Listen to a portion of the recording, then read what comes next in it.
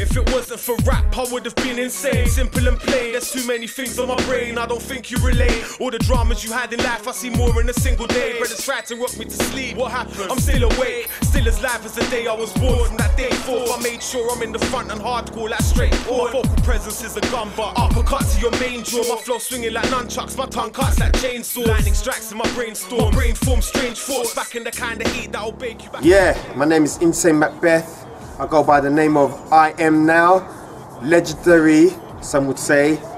Veteran, UK hip-hop producer, songwriter, beatmeister.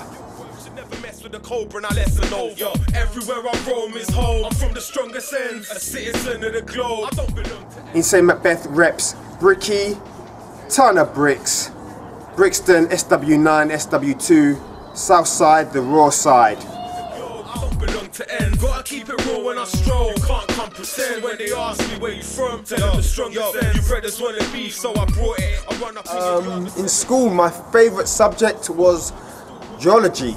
Of all subjects, you know, the study of rocks and shit, that's what I remember. Went to Tulsa Boys School in South London, very interesting place, and that was my favourite subject. Done okay, I think I got something like a B in that subject, in the old kind of GCEs, before GCSEs. So yeah, that was my favourite subject at Tulsa Boys School, geology. Trying to go against me will only stay in your rep. You get knocked down to the ground and then laid to rest. You'll get beats, but not the same. Yeah, I've been producing music, making hip-hop beats for a long time, 20 odd years. Really started making beats around 1988.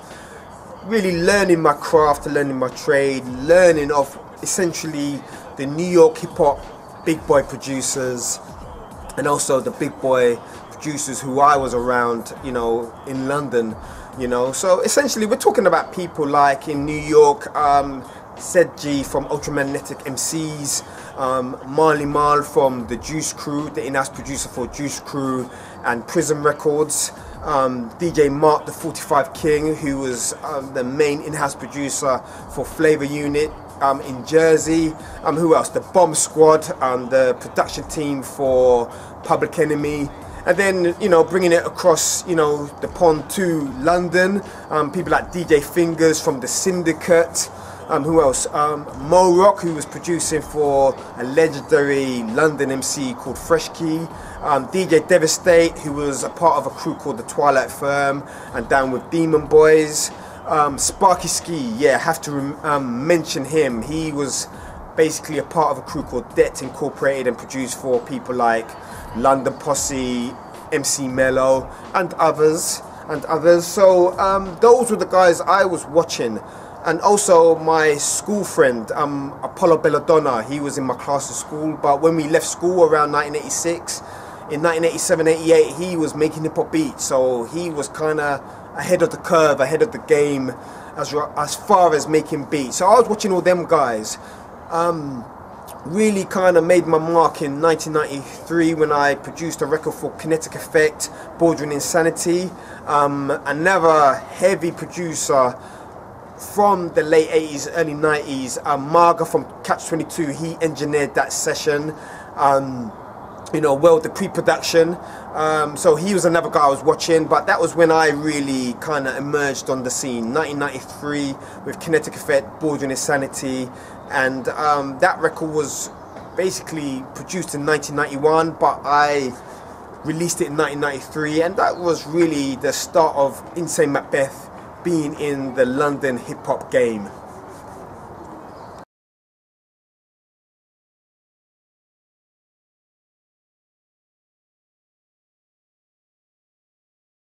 My discography, I wouldn't really say is that in depth, you know, but my discography, you know, according to a lot of the purchasers, the fans out there, is pretty impressive. So in 1993, as I mentioned before, I released Bordering Insanity with Kinetic Effect. That came out on black vinyl and limited green vinyl.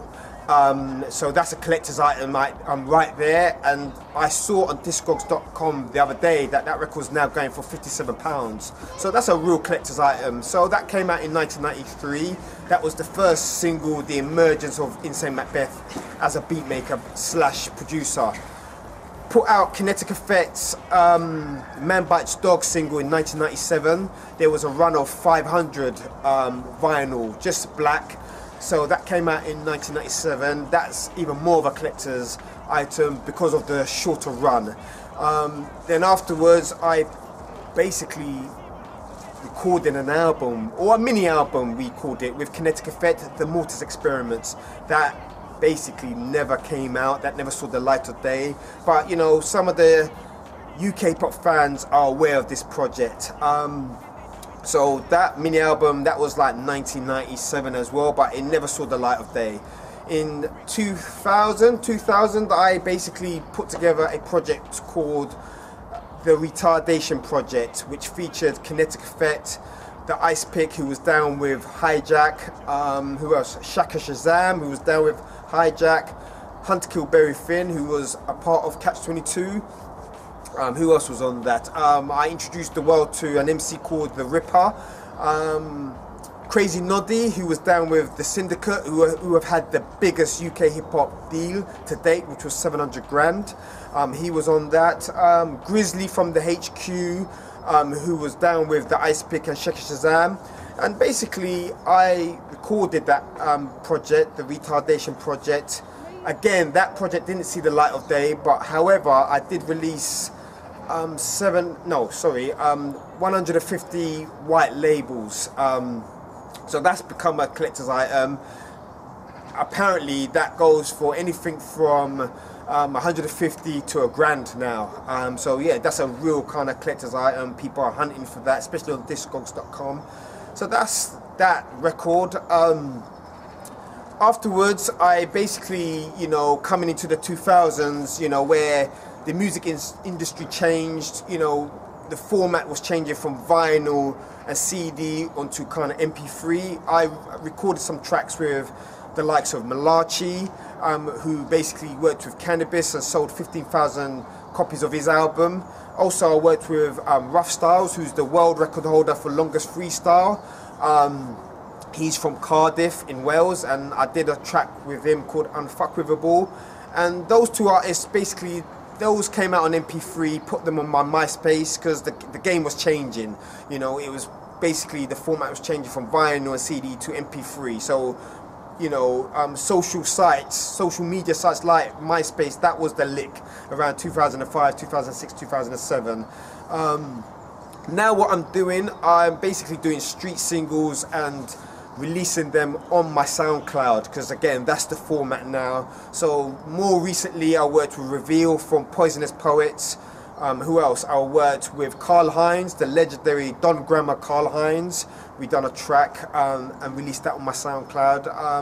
Then I released a track called Killer, which featured J Hero from The Extremists, Tony D from Poisonous Poets, and Ruffstylz, he featured on that. And then more recently, Bow Down, which featured an MC from Gloucester, G-City, called Sparkplug. So that's what I've been doing. And then also I released a remix of Bow Down, which featured again Sparkplug, Tuberculosis from East London, BGR, who's down with Karl Hinds and is on his label, his imprint, Ill Flavor. And also again Ruffstylz featured again on that. So that's more or less my discography. Also, I released a 10-inch clear vinyl, Kinetic Effect, a physical exercise / the Catalyst, that came out on 10-inch clear vinyl.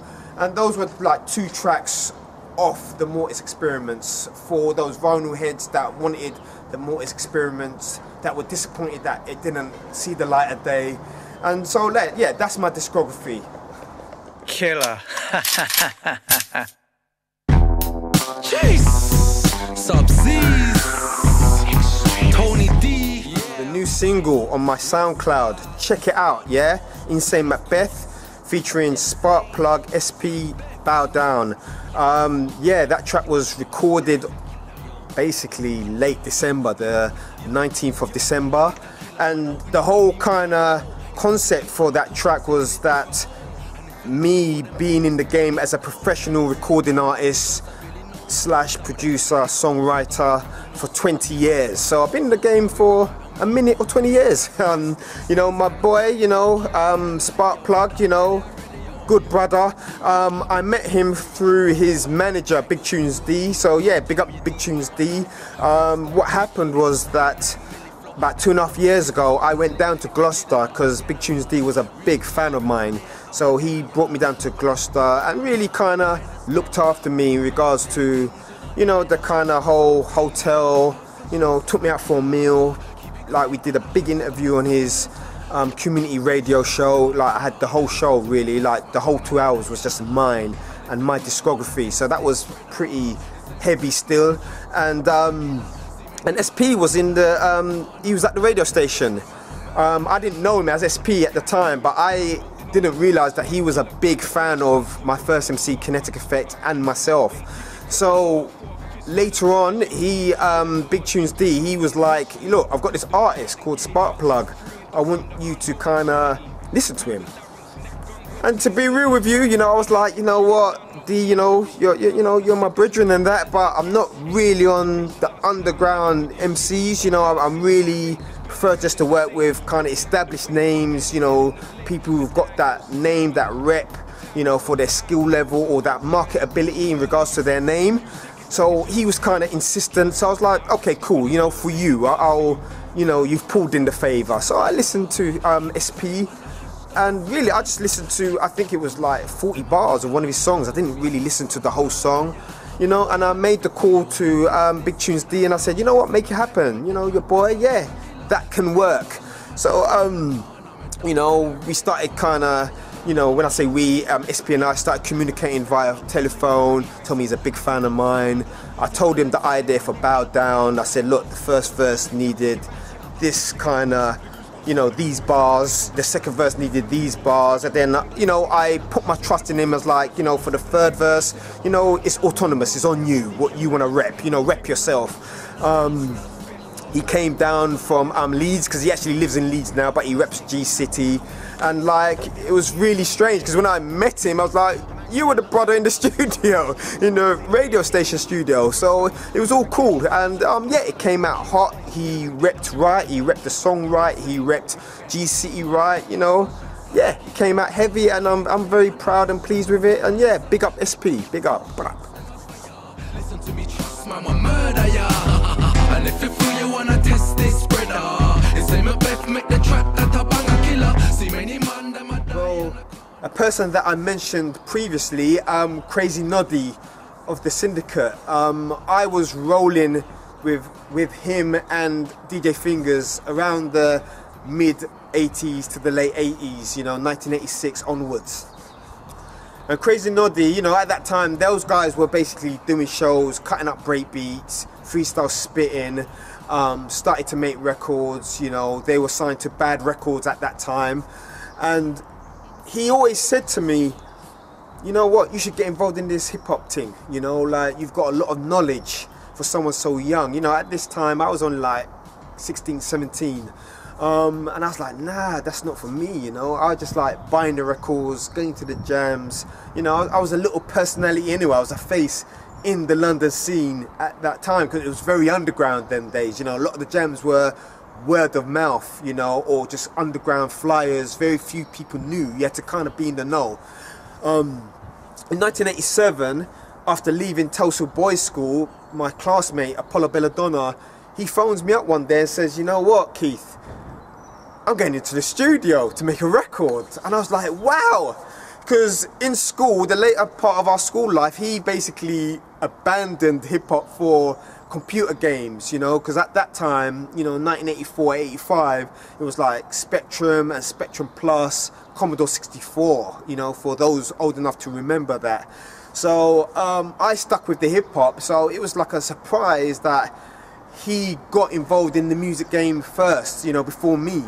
So like, I went to the studio, at that studio session, I met Sparky Ski, who was at that time already in the game, even though he was the same kind of age as me. You know, he was already making records. Also met the engineer there, No Sleep Nigel, who later became my full-time engineer.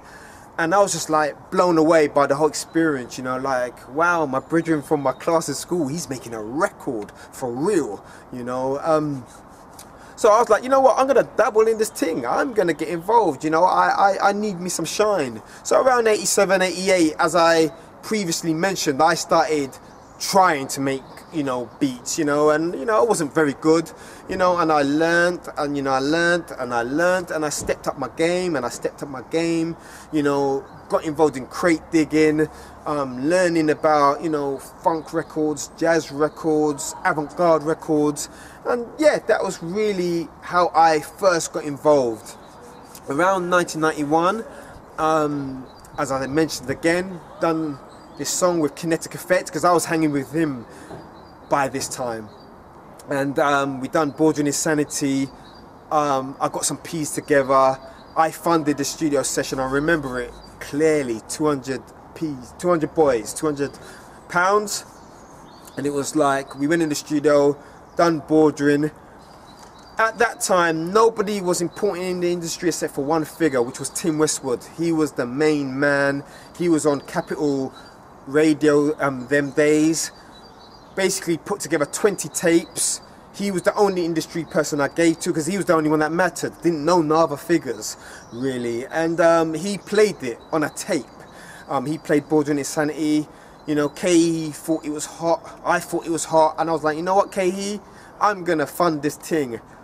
Done a PYBT, which is the Princess Youth Business Trust, you know, Prince Charles, that was his charity for small underground businesses. I did a business plan. Took 1.5 years to compile the business plan. Applied, got some money. By this time I accumulated some P's, so I think I had around 4 G's, you know, at that time, you know, 4 grand. Went in the big SSL studio, you know, with the flying faders, you know, funded the record, and yeah, it was all good, and that was my introduction to the music industry per se. They can't keep a good man down, always keep a smile when they want him to frown. Kept the vibes and he stood his ground, they will never ever take his crown. Really just life experience, really trying to be the best producer I can possibly be, chasing who for me I feel the best hip-hop producer that ever did it, Dr. Dre. That's what inspires me, really, just making killer shit. You know, coming from Brixton, South London, being around guys like, you know, Hijack, you know, the Icepick, Shaka Shazam and his crew Standard Ovation, those guys were always about making strong, aggressive hip-hop, and I kind of agree, you know, believe in that premise too, you know. Yeah, definitely just making killer shit, you know. That's why I made the song Killer, you know, basically fucking up the game, really. That's what inspires me, being the best, you know. I'm from that era of hip-hop where it was competitive, you know, even if we knew each other, you know. Some of the guys I've just mentioned, these were some of the closest people I was around in this hip-hop thing, you know, but it didn't mean we didn't want to outdo each other. So yeah, that's what, you know, to answer your question, G, you know, making killer shit, you know, chasing, you know, them big boy producers like, you know, Dr. Dre, Timbaland, you know, Focus, you know, trying to chase them, you know, creatively, sonically, you know, yeah, just making good hot shit. Yeah, Insane Macbeth properly went in on this beat. G City, Sparkplug, big up my crew. Question, G, too many to name. In the American rap thing, Rakim, who wouldn't want to work with the God MC himself? Cool G Rap, Nas, Freddie Fox, I could go on. Razzcaz, Chino XL, Eminem. Over here, you know, in the grime thing, always wanted to work with Kano. Love that brother just for, you know, P's and Q's. So yeah, Kano, Dirty Goods, another brother from the grime scene, would love to work with him. Reveal from Poisonous Poets, would like to work with him again. Death Row Tony D, to me right now, he's the heaviest spitter in the UK. I want to work with a whole bunch of people. I want to work with Shaka Khan. I want to work with Stevie Wonder. I want to work with, who else? You know, Truth Hurts, the singer who was down with Dr. Dre and Aftermath. There's a lot of people I want to work with. So that's just, you know, a few of the names I want to work with. The list goes on and on. They're just some of them. You get beat from every direction like surround sound. We on it night and day. I kidnapped Sinatra and did it my way with I Am on the Steinway. Pumping this dungeon funk. So sick. You know what, when you phoned me, G, I loved this question. My favourite shit right now is Insane Macbeth featuring Sparkplug. Bow Down. Bow Down, the whole UK rap team. Bow Down. That's what I'm on right now. To be honest with you, G, I don't really listen to too much hip hop, so I don't really know what's going on out there. I listen to my shit, you know, so yeah. I Am featuring SP, Bow Down, and the remix which features TB, BGR and Ruffstylz, you know, Bow Down. You know, that's what I'm on right now. Yeah. To the king, who never put the crown down. You court jesters are just a bunch of loud clowns. You get beat from every direction like surround sound. Is there an industry, if you're referring to the UK, if you're referring to the UK, G, there is no industry. And the reason why I say that is because an industry is something where you have products being made, and then there's a demand, and then people purchase that product, okay? Nobody's selling records in the UK. What's happening in the UK, what's happening is basically you've got a bunch of road brothers, you know, trapsters, hustlers, whatever you want to call those guys, you know. They're shooting videos, they're putting it on their YouTube, and they're getting crazy hits. Do you understand, G? That's what's happening. They're getting, you know, 100,000, 200,000, you know, like K-Co's got, you know, K-Co's got 3 million hits. But, you know, K-Co's not signed right now.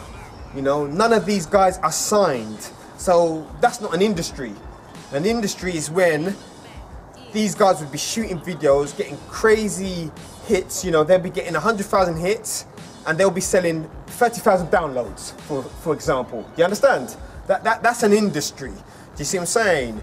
I myself, I'm making street singles. When I say I'm making street singles, they're not proper records, because back in the day I would make vinyl, put them in record stores, go through a distributor, you know, like Semaphore in Germany, and sell records. Okay, I wasn't selling crazy records, but I was selling records. That's not even happening today. You know, it's free downloads, people chasing fame, and yeah, nobody's selling. So that's not an industry at all, you know. So how do we change this? You know, it's really down to, you know, the fans. You know, they've got to listen to their favorite artists, you know, whether it's IM, whether it's K-Coke, whether it's Kalashnikov, whether it's whoever, and say, you know what, I like this song, I want to buy this song, okay? That is an industry, because then the fan is showing that they like the record by putting their legal tender where their heart and their mouth is, you know? That makes the artist eat, that makes the artist, you know, be able to go back in the studio to make more product. Hopefully good product. You understand what I'm saying, G? That is an industry. That's not what's happening in the United Kingdom in 2014. To the king, who never put the crown down. You court jesters are just a bunch of loud clowns. You get beat from every direction like surround sound. I am really, I'm into information, I'm into reading. I read a lot of books, I read a lot of newspaper articles. For those that are not in the know, I've got a degree a BA honours degree in philosophy and history. Very interested in philosophy, metaphysics, history. I'm a big Star Wars fan. I love Star Wars. I'm really into the Clone Wars animated cartoon thing. I need to get Series 4 actually. Looking to buy that very soon. So yeah, I'm very big on Star Wars. I play chess, a bit rusty. You know, just started getting back into playing chess again. But yeah, I've been playing chess since I was like 9, 10, primary school days. So yeah, I play chess. So yeah, that's just some of the things I do. I really just chilling, you know. And I love my food, you know. Certain women, you know, who've been in my life now, I like food. I eat food. I eat a lot of food. So yeah, that's what I do. That's what IM does. I eat food, watch Star Wars, play chess, and read books when I'm not making music. Will end up falling shortly. You're the sort to talk like I will rock it all up like an orgy. Just to be sure I go record it. No one's talking for me, and I'm incurable. I'm sick and I ain't talking. I learn my language in the tropics, so you can feel the. Yeah, you know what? To be real with you, G, you've always supported. From when I sent you IM featuring Reveal, The Strongest Ends, which was like, you know, I think we linked up around mid 2012. So yeah, it's heavy what you're doing. You know, we need kind of more guys like you, like with your own kind of forums, your own kind of clothing line, trying to make an industry. You know, referring back to one of the previous kind of questions and answers. Yeah, it's hot what you're doing. Keep supporting IM as well though. And yeah, it's just kind of people like yourself, you know, we need more people like you so that we can make this into an industry where, you know, the fans can go on forums like Urban Vault, check out that new shit, that hot shit, you know, because this is really what it's all about, you know. Hip hop is old enough now that it's actually become youth culture, you know, because hip hop is 40 years old now. So the youth, you know, they want to know what's hot, you know. They don't really, it's not like my generation where hip hop was just hip hop. Now it's youth culture. So they want to know about, you know, the hot artists, the hot sites, and Urban Vault is hot, you know. So I'm pleased to be associated with you. I'm therefore pleased that you know, I'm honoured that you want to interview me. That's very cool. You were saying, hopefully, you know, I drop some jewels out there, you know, as an elder statesman. You know, I've got to impart that knowledge, just like the guys, you know, before me, you know, the Hijacks, the Sindecuts, they imparted knowledge upon me, you know, so I have to do the, you know, the same for, you know, the youth of the future. So yeah, big up, you know, big up what you're doing. It's heavy. If it wasn't for rap, I would have been insane. Simple and plain, there's too many things on my brain. I don't think you relate. All the dramas you had in life, I see more in a single day. I've got one tattoo. It's the Grim Reaper, or Creeping Death. It's the logo of Insane Recordings that when I founded the label in 1991, my good friend Wayne Maslin, he designed for me. So that's the one tattoo I own, and basically just to show that I live my art and my craft. So yeah, that's the only tattoo I have, and I don't really plan to get any others. What I plan to do is to get it touched up by Mr. Cartoon, the legendary Mr. Cartoon, you know, the tattooist who's down with Soul Assassins. Because yeah, he's the best in the business, and that's my aim one day. So yeah, that's, you know, to answer your question, that's the only tattoo I possess. Gotta keep it raw when I stroll, can't come pretend. When they ask me where you from, tell them the strongest ends. You brothers wanna beef, so I brought it. I run up in shout outs, yeah? It's that time, yeah? Okay, first off, IM wants to big up Urban Vault for all the promo, yeah, in the last 2 years, yeah? Blessed for that, brother. Very much appreciated, G. Secondly, Urban Vault Street Apparel for the garms, heavy garms. Loving what you're doing, keep doing your thing, brother. Machek, cameraman. Big up your chest. Did a good job today, yeah? Urban Vault Academy for the filming.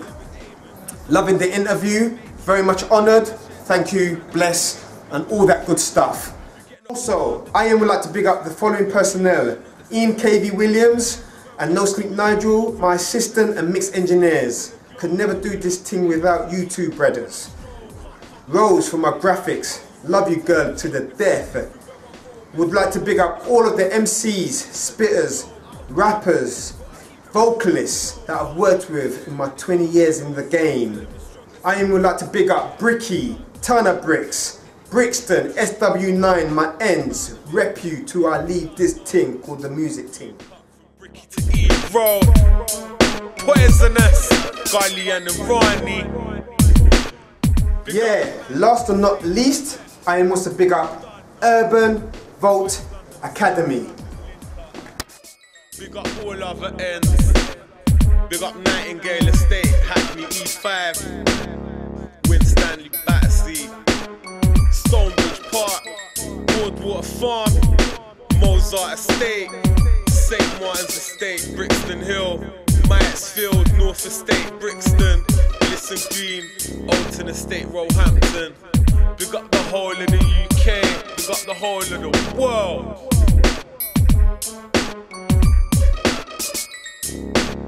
Insane Macbeth is the Ronaldinho of beats.